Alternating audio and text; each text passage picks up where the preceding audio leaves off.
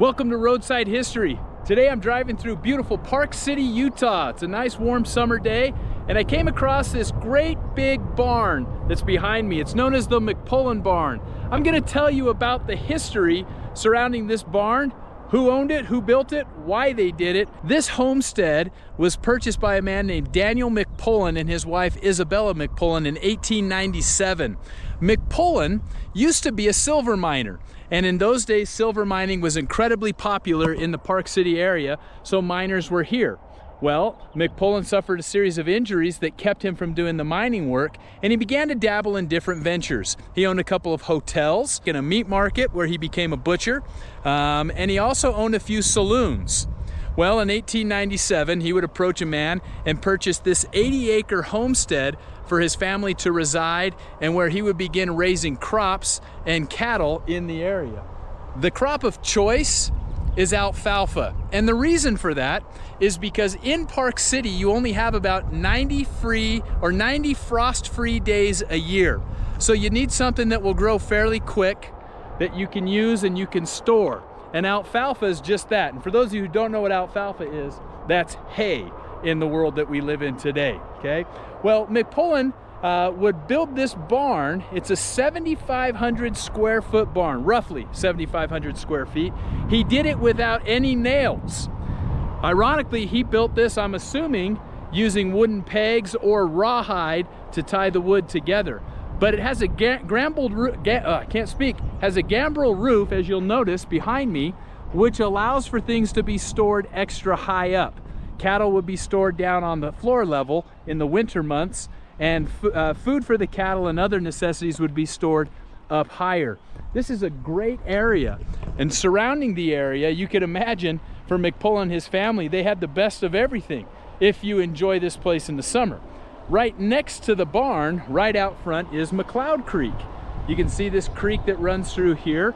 This would have been a freshwater source for McPolin and his family while they were living in the area. In the winter months, it would have been brutal. It would have been very cold. Just to give you a little background, you can see behind me, there is the barn, and it's right when you come into Park City.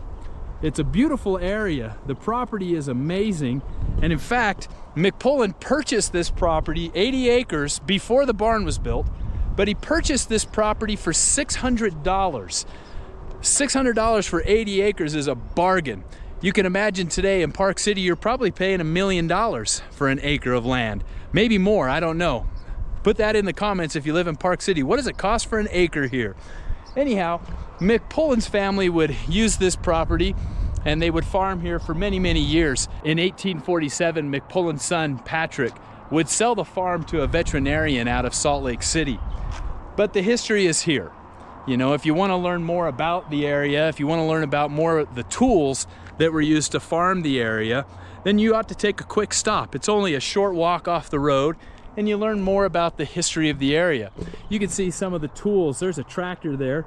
That would have, you know, that's probably a newer tractor. But in the 1930s, tractors became more prominent in farming. You know, it used to be that farming was done and plows were used and they were pulled by horses.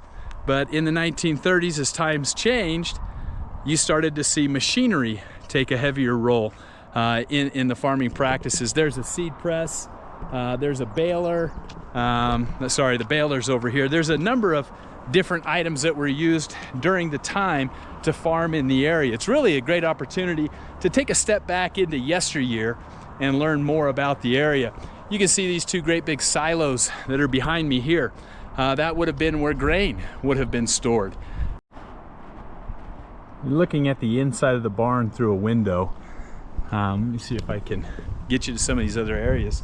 You know, the gambrel roof here in the barn allowed for it to have maximum storage capacity. I'm not sure if you can quite see it inside. No, you really can't, unfortunately. Here's another peek through the window. Naturally, it's all locked up for good reason. Though the house behind me is a replica of the McPolin home. It was actually an office early on, and then in 1955, as I mentioned earlier, it burned down and then was gutted and vacant until 1999. But I was mentioning to you that McPolin he actually got a license to become a butcher. A year before he purchased this area, he became a meat butcher. Possibly he purchased this area so that he could provide the beef that he could butcher and sell to people and miners that lived in the area. But it's an 80-acre area with several different outhouses. There's a tack shed behind me, which, let's see if you can see that. Yep, that's the barn. There's the tack shed. The tack shed today is mainly used for events. You can see those great big doors. A lot of wedding receptions and whatnot are hosted in there for people who want to spend big money and come up here and have a reception or a dance or something along those lines. I'm just going to take you around the property to the backside to where some of the outbuildings are that would have been used to sharpen tools and to house different things. There was actually a bunkhouse that was used back here for individuals who needed a place to stay. This behind me right here is the granary. We know this was built about 1920, and it was used to store feed grain and horse tack bridles. It was also used for saddles and reins and different other things that they needed. And then here are some of the outbuildings that you can see. And again, on each one of these little buildings, there's a historical marker that tells you about the bunkhouse. Looks like the door can be opened. Oh, yes, it can. So here you go. Here's a view of what the bunkhouse would have looked like. Not quite like today's modern amenities, but definitely there is a stove right in the middle to keep you warm through the winter months. And I'd imagine this is an outhouse. That is an outhouse. It's a three-seater. Three-seated outhouse. Not quite sure I'd want to share the bathroom with somebody else, but in those days, maybe a little bit different. And this here is the tool shed. I'll open the door to the tool shed so you can kind of see here. And again, this was built around 1920. Still a lot of tools that have been placed in here over time just to kind of give you the historical effect. Anyway, very cool area. It's a quick stop. It's, like I mentioned, right along the main road as you're coming into Park City. You can't miss it. There's a walking path all the way around it, a biking trail, a running trail. There's even restrooms here if you need to make a quick pit stop. But anyway, you would have seen, this is the scenery. There's a groundhog standing up right there in the middle of the camera. But this is the scenery that he would have seen every day when he came out of his barn or his house and began working. So thanks again for sticking with me and joining me on this episode of Roadside History. I hope you'll take a moment to go ahead and like and subscribe to my channel, turn your notifications on. We appreciate you taking the time to view this brief piece of American history.